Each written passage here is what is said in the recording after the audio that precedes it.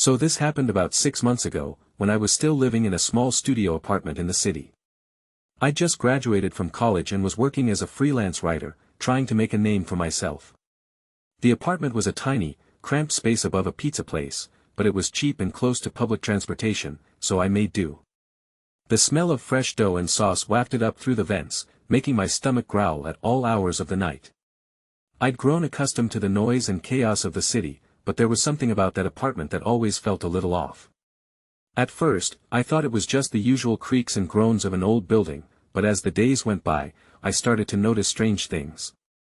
Doors would be slightly ajar when I knew I'd closed them, and I'd hear faint whispers in the night. I wrote it off as the wind or my imagination, but the whispers seemed to be getting louder, more urgent. I'd lie awake, straining to make out what was being said, but it was always just out of earshot. One night, I was working on a deadline, typing away on my laptop, when I heard a knock at the door.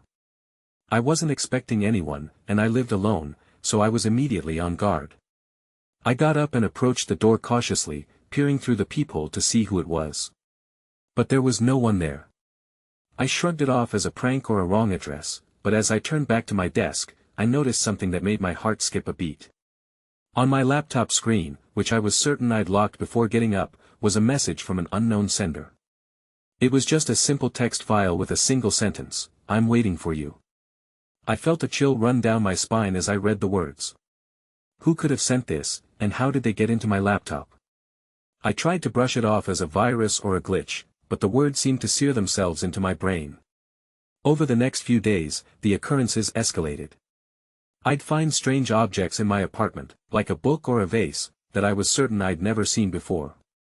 And the whispers grew louder, more insistent. I started to feel like I was losing my mind, like someone was playing a twisted game of cat and mouse with me. I began to vary my routine, taking different routes to work and avoiding the apartment during the day. But no matter what I did, I couldn't shake the feeling that I was being watched. It wasn't until I received a package in the mail that I realized the true extent of what was happening. Inside the box was a small, antique music box with a delicate ballerina twirling to a haunting melody. There was no note, no indication of who might have sent it or why. But as I wound the box and listened to the music, I felt a creeping sense of dread. The ballerina seemed to be dancing just for me, her eyes glinting with a malevolent intensity. That's when I started to do some digging. I talked to my neighbors, asked if they'd noticed anything strange, but no one seemed to have seen or heard anything out of the ordinary.